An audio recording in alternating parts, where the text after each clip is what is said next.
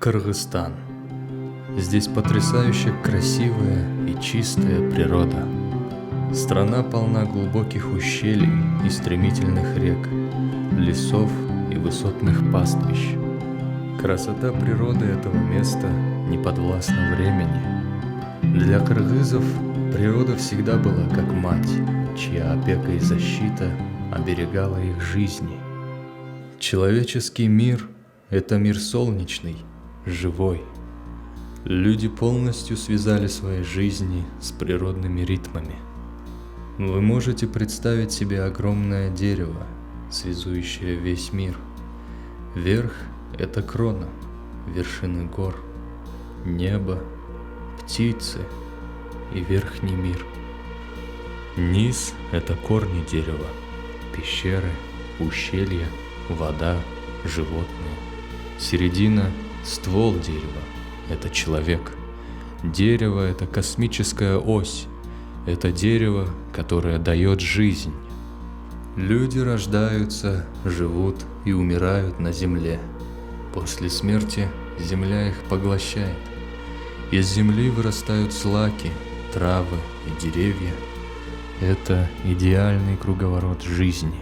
Кыргызы почитают землю как создательницу урожая и изобилия. За плодородие они дарили ей молоко, хмыз и чай. Божество воды, однако, появилось раньше, чем божество земли. Считалось, что образование земли произошло из воды. Вода всегда считалась священным элементом и воспринималась как живое существо. Наиболее родным божеством из воды считался дождь. Дождь помогал растить детей и внуков воды. Моря, реки, озера и источники к воде относились с уважением. Жизнь без воды невозможна. В огне обычно видят самое всесильное божество, которое зарождается, дышит и постоянно изменяется. Парадоксально, что при всей устрашающей силе огонь также был символом семейного тепла, очагом в центре юрты. Дикая природа — это целый упорядоченный мир.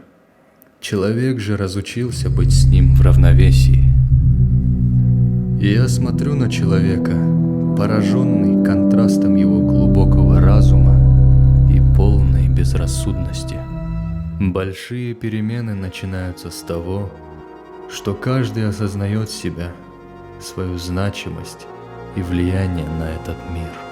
И я всегда в поиске того самого человека, который бы не просто смотрел вокруг и закрывал глаза, а действительно видел то, что вижу я: разрушение, загрязнение и эксплуатация. Однако мир не делится на черное и белое. Добро и зло вытекают из общего начала. Все зависит от него. Какой выбор он сделает сегодня? Промолчит и отвернется, или заговорит и поможет? Когда я вижу, что не все потеряно, я осознаю, насколько парадоксален и непредсказуем этот мир. И я верю, что ты именно этот человек, тот, кто видит.